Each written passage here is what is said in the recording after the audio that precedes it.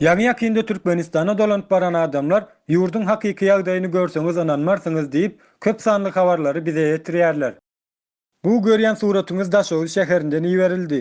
Adamlar ýagny owatynda garaşýarlar. Halk dilinde hökümet magazinler diýilip atlandyrylýan Sowet döwrüniň usuly boýunça ýöredilýän dükanlardan arzan bakadan un we ýag almak üçin adamlar 500-nji, 600-nji ýa-da käbir halatlarda 1000-nji bolup nowata ýazylýarlar.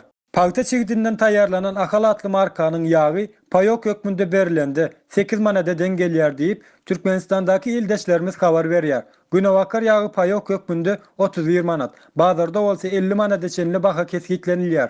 Şeýle hem unyň bahasy payok görnüşinde 60 manat, bazarda bolsa 500 manat eçenli baha biçilýär. Ondan başga da yumurtka 2 manat, şeker 17 manat, sünkli et 36 manat, guruça 100 manat eçenli we tuý bir bankasy 12 manat.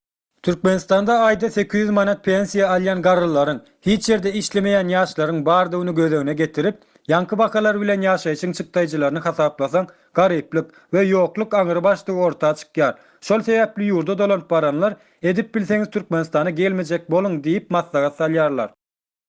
Ýurdun içindäki iş ýylany berilýän sahypalar, iş gözlenýän sahypa öwrüldi diýip, işsiz galan bir ildeşimiz sahypanyň suratlaryny uratdy. Şol sebäpli hem Türkmenistanda kapa atylýan gutulary gezip, gözaranyny dolandyrýan adamlaryň sany gün-günden artýar. Emma muňa garamazdan Türkmenistanda asuda asmanyň astynda bagtyarlyk zamanasynyň dowam edýändigini garyp halka inandyrmakçy bolýan propagandaly döredicilik işleri dowam edýär.